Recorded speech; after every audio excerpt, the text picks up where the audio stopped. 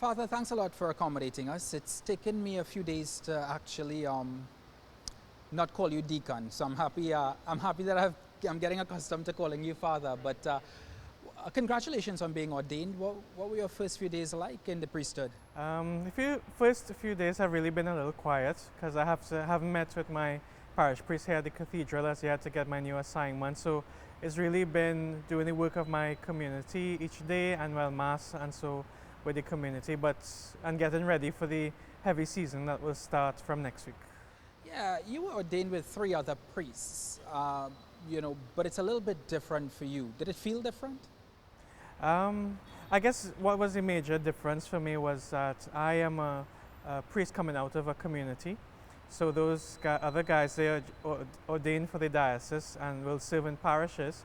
And my call is really through my community firstly, and I will also serve the church as well. So that was one of the major differences, I think, for me when it came to the ordination. Another major difference is that you are, of course, blind. All right, yes, that would be one as well. What was that like for you on ordination day? I think because of the last experience, we got a young man, one of the altar servers, who was like my assistant for the day. And I think that allowed it to be very smooth, very easy. So I didn't feel overwhelmed. I was at peace as we went through the liturgy and everything like that. And so, having that extra help that day was a big help for me to be, calm and everything through the process. And I mean, I took the words of His Grace a lot about the season that we're in, the desert we're in, and the need to really lift up the cross of Christ in the midst of all of the challenges that the church faces right now. To quote 2 Corinthians, you've literally lived 2 Corinthians. Your entire journey has been all by faith and not by sight. Yeah. I guess through my journey, after losing sight at age 11, I kind of made a journey with God.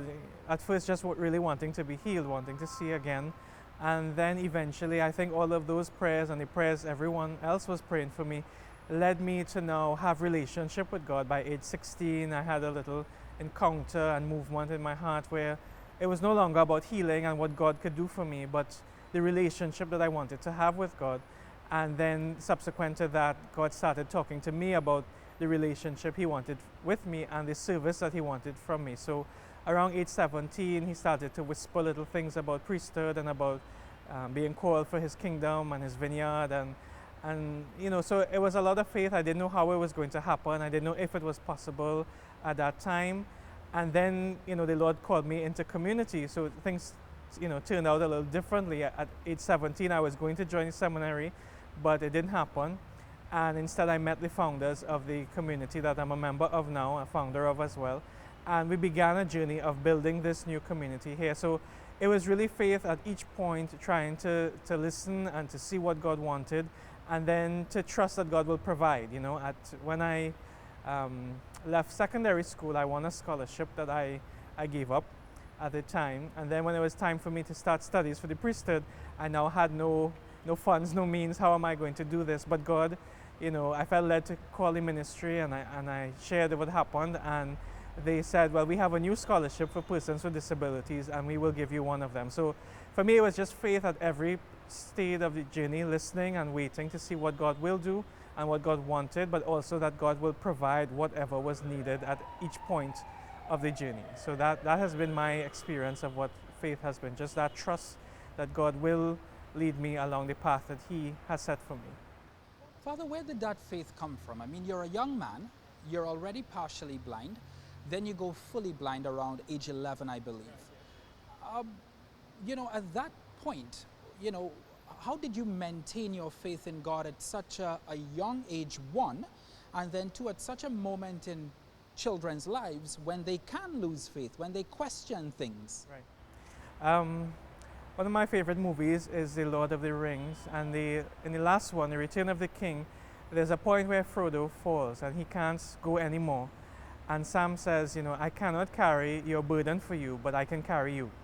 And for me, I think that was my experience at age 11, where I reached a point where I couldn't carry it. I was depressed. I wish I wanted to die. But I think my friends and my family and their prayer for me at that time helped me to come through that season. I have aunts and uncles and my mom, are people of prayer, people involved in church as well, especially my two aunts. They're members of another community, Emmanuel community, and I think their witness, their example, their current, their always encouraging me on really helped a lot to keep me at least grounded in God, that God could do something for me. But then the little religious instruction class in school that never really used to pay attention to, one year the teacher said, this Lent, do something different. Instead of giving up, take up something. And I chose to pray the rosary every day for that Lent, and I stayed with it for many years after that, praying every day. And I think through the intercession of Mary, and I think by reflecting on the life of Jesus every day in the mysteries, that God started to find his way into my heart in a much more meaningful way. And I think the last thing that contributed to my search is at my school, Diego Martin Secondary, there were a lot of different religions, Jehovah's Witnesses, Muslims, Pentecostals, and because I was Catholic, they always asked me a lot of questions about my church and what we believe and why we did what we did. And that set me on a quest for searching for answers myself. And because of that, their questions, I was able to learn more about my faith and to own it for myself. And so their questions helped me as well to build that faith relationship, not only with God, but even with the church as well. Where did that faith come from? I mean, you're now in your teens, you're about 17, you're still deep within your faith, but again, you've spent much of your youth with a disability, while your peers are all able and they're all doing things normal children do. That must have been challenging though, Father. There must have been questions and doubts and frustrations at some point that you weren't able to execute the type of life that a normal child would.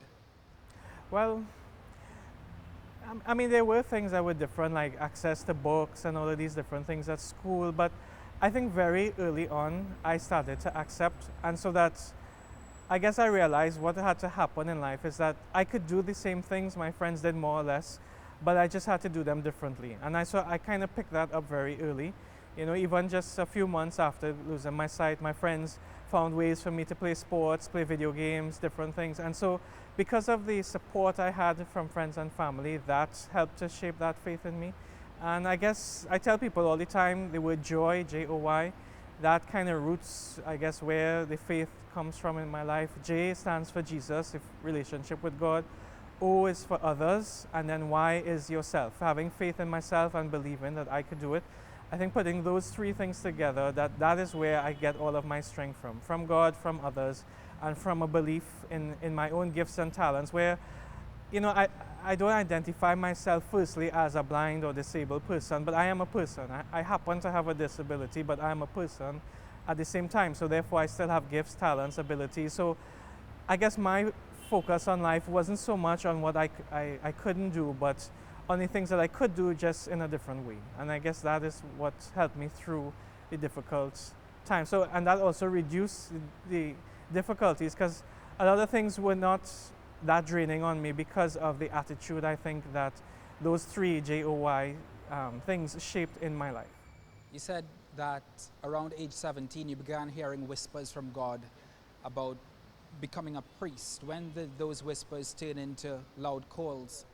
Yeah, I think by the time we started our community, maybe by 2001, I kind of settled that, okay, God is calling me to the single life, the celibate life. At first as a brother in our community, and then at 2009, myself and the community, because there was a joint discernment, felt it was time to start the journey to priesthood. And so in 2009 I approached Archbishop Gilbert, and we started a process of formation from 2009 till present, preparing me for the priesthood here in the Archdiocese.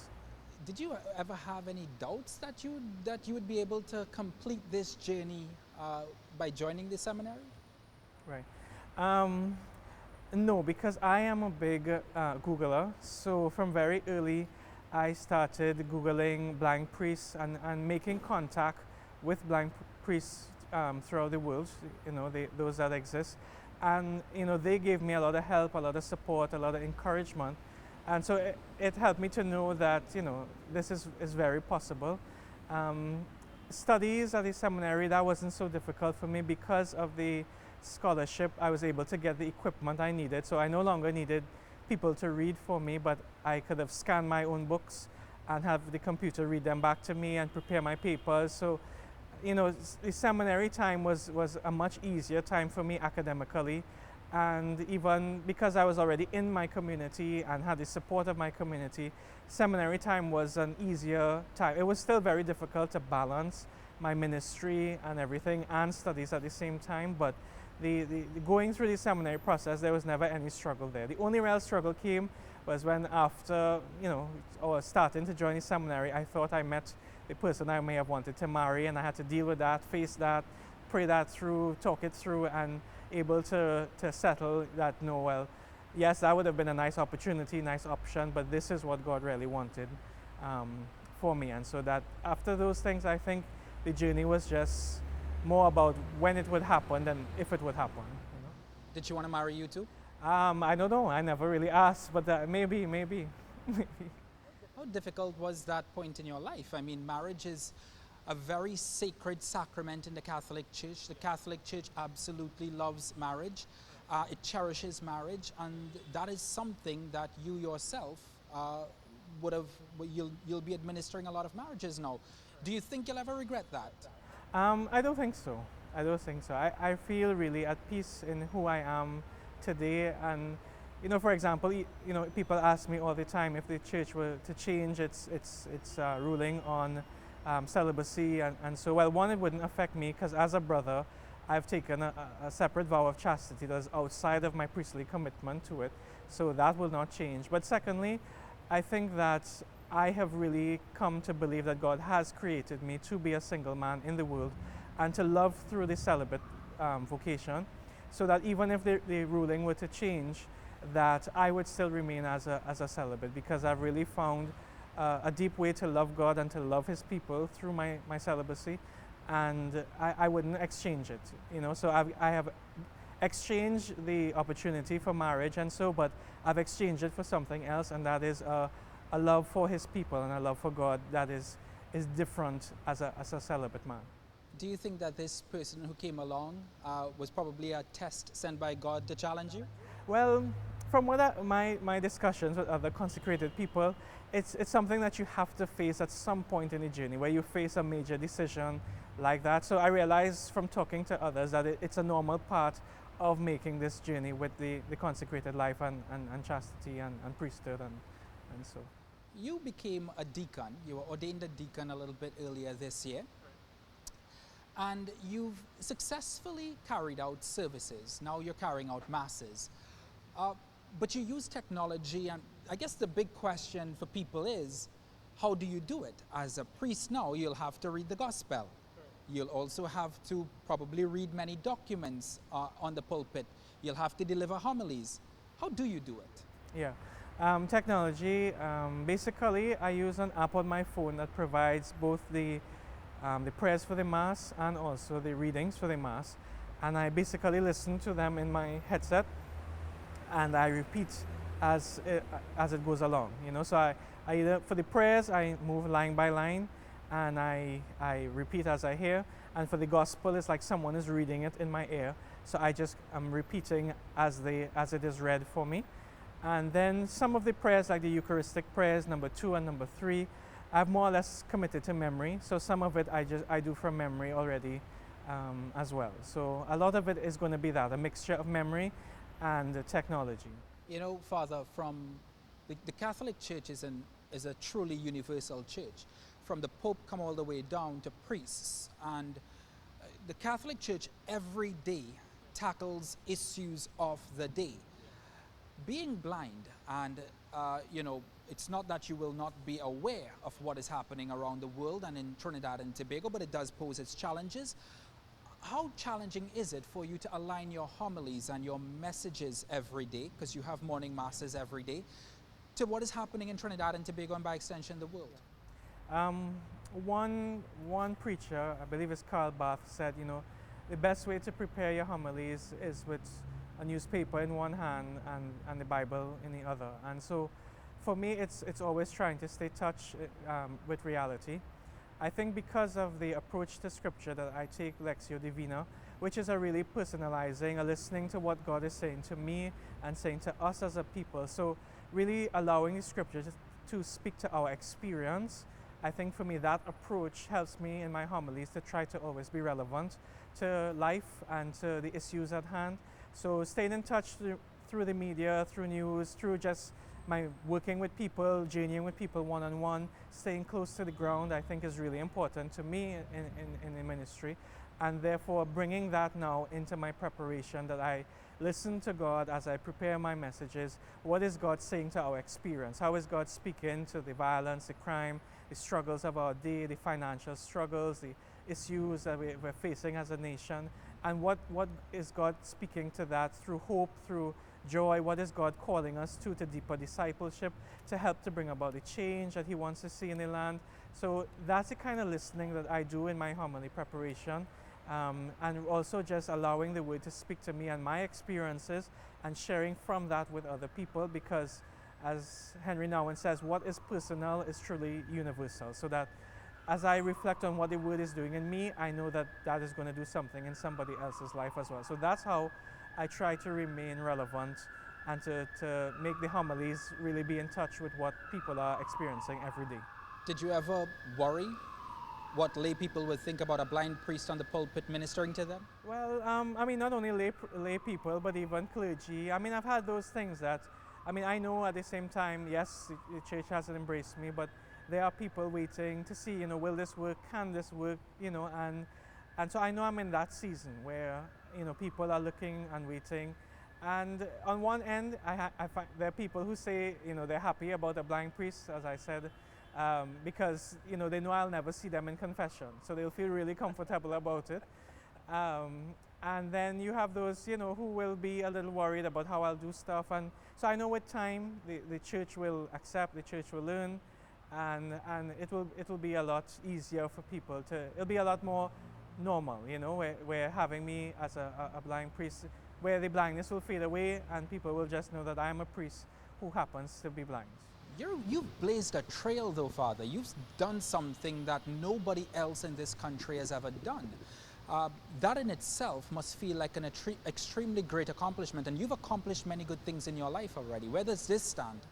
Well, for me, I'm kind of torn that yes, I recognize that, okay, I'm the first blind Catholic priest in the country, and so, but there are other blind pastors, and so, you know, and there are priests who have gone blind in their later years. So it's not something that I kind of, you know, hold on to as a badge or anything like that, because at the end of the day, as I said, my focus is really that I am a person and I just happen to be blind. So those kinds of things, they're not really, you know, a big thing for me, or that excite me too much, because at the end of the day, it's just, this is what God has called me to. This is God's dream for me, I believe, and therefore I'm just living that out. And that's where I put my emphasis, that God is calling me to service, and I just happen to be blind in that process, you know. So that is where it stacks for me. And I mean, I don't know what else the future will hold in the ministry for me, but I'm always waiting to see what new adventure God will lead me to and lead me on,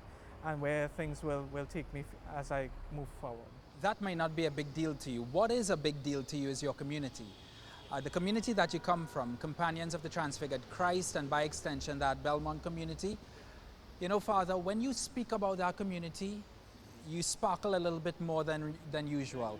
It's really important to you, isn't it? Because it's a foundation block in your life. Correct.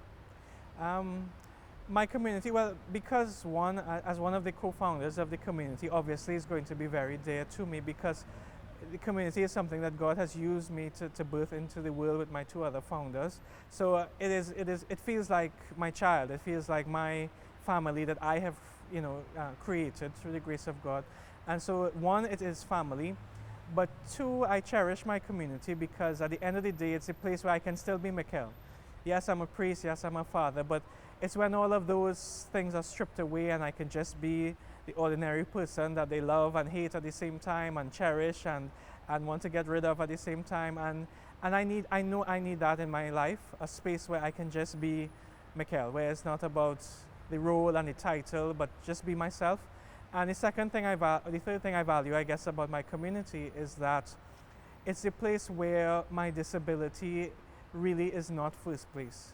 I'm really seen just as an ordinary member of the community, and there's no fuss that, okay, if I have to do something, if I have to travel from Port of Spain to San Fernando, Port of Spain to Valencia, there's no real anxiety about it. There's no smothering and pampering, and that is very different from my family, different from friends. And so that space that my community gives me to breathe and live, I cherish a lot. And so that's why you will always see Sparkle, because my community is a place where I can be Mikkel and where my disability is not a primary issue. Yes, they know I need support and I need help, but at the end of the day, that's not their major label or tag for me. That is really far down the list. You're our first blind Catholic priest. You've walked a different journey than anybody else has ever walked in the seminary. What legacy would you like to be leaving behind in the decades to come? Well, firstly, as I told the people at my first Mass, I don't want anybody to say that I lived my priesthood. I don't believe that that phrase exists, my priesthood. That is really the priesthood of Christ. And so when I retire, I hope that people will be able to look at my life and say, he was really a priest who tried to be like Christ, to live the priesthood of Christ in the way I dealt with people, the way that I treated people, and the way that I ministered to people, that they really experienced Christ. So that is one thing. Secondly, that I am a man of community, with the companions of the transfigured Christ, and just the way I live with people, that they experience a man who is not living isolation, but living true community with my brothers and sisters and with the wider church. A man who really served the church, and a man who was open to really interdependence. Those are the things that I really would like to see, that I was never afraid to accept help. I was humble enough to accept the help I needed, but I was also humble enough to share the gifts and talents that I had freely with other people. And really in the one-on-one ministry, the ministry of accompaniment, that is where I hope to really, I feel God is asking me to make a difference. And so those are the things that I hope at the, on my deathbed or my retirement bed or whatever it is, that I can look back, and those are some of the things that I really gave honor to, that the charism of my community really shone through my priesthood, and that the transfigured Christ was really encountered by people in my dealings and ministry with them. The Catholic priesthood could be the start of a journey that takes you very far places. It could take you all the way up to being Pope. How do you treat with something like that, something called ambition? How do you throw away all of your cares for ambition and moving up in the world and moving up in the church? Is that something that, everybody likes to move up in life? I know the higher up you go in the church, is the more responsibility and the greater burden that you're going to carry. And so I know I already have enough carrying my community and the parish community where I serve here at the cathedral. And so to carry more than that, I know is a great burden. So, I don't aspire to be a bishop. I definitely don't aspire to be the Pope, because that is a major, responsibility.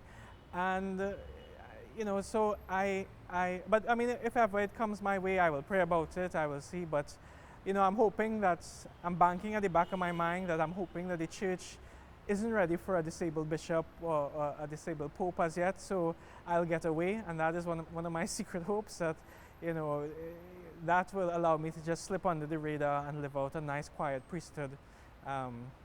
That's my hope. You've had different stages in your life, and each one has presented almost the same challenges. Are you ready now for this new era in your life, but the same old challenges? Yeah. I believe so. I believe there will be some of the challenges of old, the people not understanding, not accepting, the doubts, the wonder if you can, or the pity party stuff. I know I will face those things, but I think I will have new challenges as well. I'm not sure what all of them will be, but what I'm grateful for is that I will have support, and that's what I think will help me to be ready. The people that I have at my side, in my community, in my brother priests, And also the other blind priests that I'm in contact with, they are a great support for me as well. And so I think with those things, and most of all my reliance on God's grace at every point, that I will be able to face the storms that come and weather them, I think, well, you know. And I know once I remain grounded, you know, like that coconut tree with deep roots, that even though the winds may come, I may bend but not be broken. And so that's what I'm trying to do, just deepen my roots in my relationship with God, in my relationship with others, so that no matter what storms come, that I will be able to face them well. Father Mikkel Trestrail, I waited 7 months for this interview. It was worth the wait.